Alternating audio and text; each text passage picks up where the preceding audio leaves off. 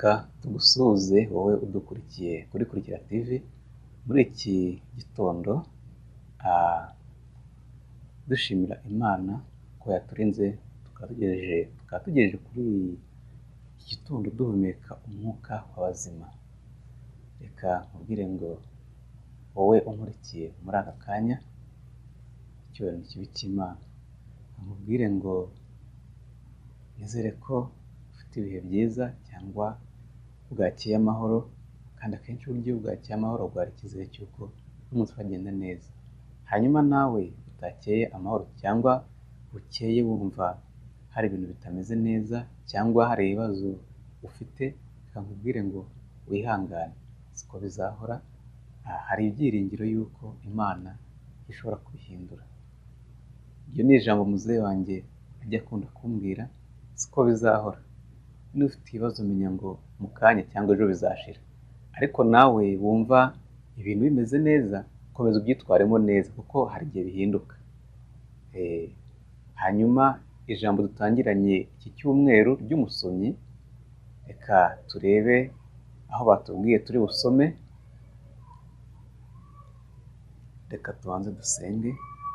Mwami Yesu, wejesha amaso yanjye kugira ngo ndebe ibitangaza byo mu mategeko yawandikishije. Amen. Igice dutangiranye n'iki cyumweru twinjiyemo, turasoma mu gitabo cyanditswe na Matayo.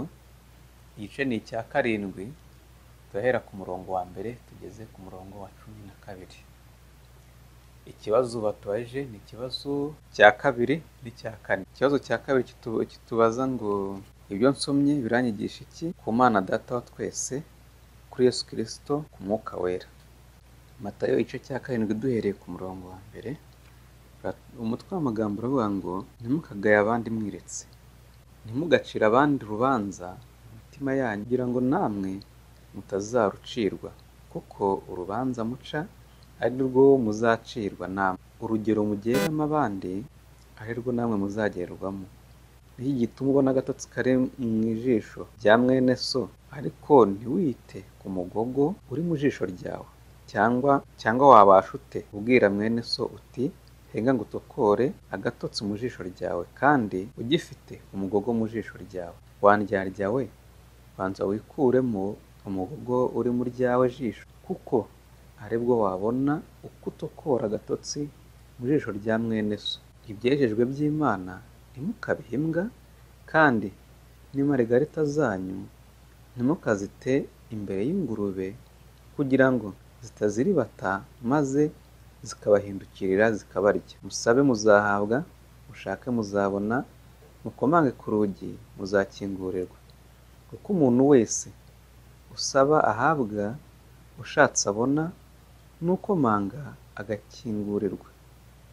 Mbese muri mwe hari umuntu umwana we yasaba umutsima akamuha ibuye, cyangwa yamusaba ifi akamuha inzoka?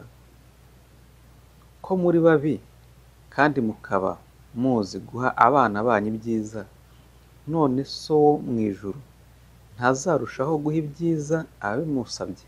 Nuko ibyo mubasha ko abantu babagirira byose muba ariko mubagirira namwe, kuko ayo ariyo mategeko n'ibyahanuwe. Iryo ni ijambo ry'Imana.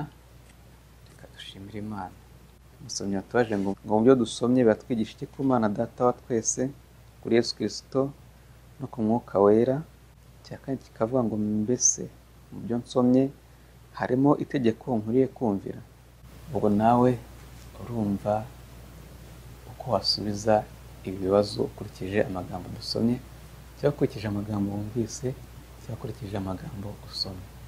Reka turebe umusomyi uko batubwiye, turebe icyo bavuze kuri aya magambo. Umurongo bagaragaje cyane uvuga ngo ntimugacire abandi urubanza mu mitima yanyu. Biroroshye cyane kubona ibibi mugenzi wawe akora, mu gihe wowe iyo wireba uhora ubona uri igitangaza. Twabisanga muri Luka igice cya 18 umurongo wa 11. Yesu niwe wenyine umenya ibihishwe mu mitima. Ayo magambo nayo twayasanga no mu Baroma igice cya 11 umurongo wa 33. Ku munsi w'amateka azacira abariho n'abapfuye urubanza. Twabisanga muri Yohana igice cya 5 umurongo wa 22 n'Ibyahishuwe igice cya 20 umurongo wa 12. Ntawe mu bamwizera ukwiriye kwiha ubwo burenganzira. Ni byiza kugira inama abandi yo gutunganira Imana no kugenda neza, ariko kubanza kumenya ko natwe tutari imiseke igoroye byadufasha kugira imvugo y'urukundo n'umutima w'imbabazi. Musabe muzahabwa. Imibereho ya gikristo ni urugendo, kandi dufite Imana turugendanamo. Ibyifuzo tuyigezaho bimwe bishobora kubonerwa ibisubizo vuba, ibindi bigasaba gutitiriza no gutegereza. Twabisanga muri Luka igice cya 18 uhereye ku murongo wa 1 kugeza ku wa 8. Abantu niba bumva kandi bagasubiza ubatitirije, ndetse bagaha abana babo ibyiza, Imana siyo yaba igipfamatwi cyangwa inyampuhwe nke, irumva kandi itanga ititangiye itama. Ikirutaho itanga Umwuka Wera, kandi abawufite ubasabira ibikwiriye kuruta uko bo babikora. Twabisanga muri igice cya 11 ku murongo wa 13 no mu Baroma igice cya 8 duhereye ku wa 27 kujya ku wa 28. Zirikana ibyo mushaka ko abantu babagirira byose, muba ariko mubagirira namwe. Iryo ni ijambo rikomeye. Twabishoboye ibintu byose byagenda neza. Ibyo dushaka ko abantu batugirira, ariko natwe tubibagirira. Nawe niko mwifuriza.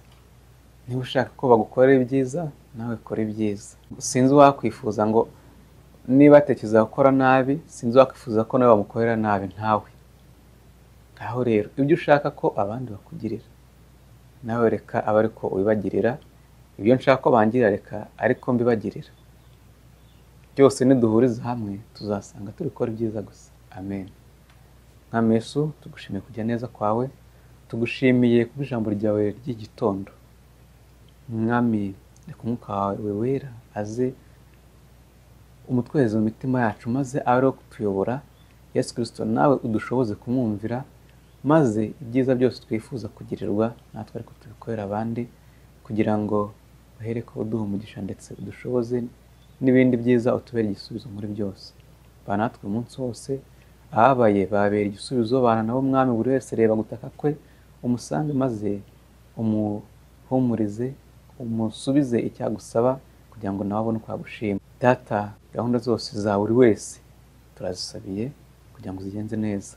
Tugushimiye ibyo uri kudukora, tugushimiye ibyo wadukoreye, tugushimiye ko n'ibindi ugiye gukomeza kubidukora neza. Icyubahiro kibi cyawe, ni mu izina rya Yesu Kristo tubisabye twizeye. Amen.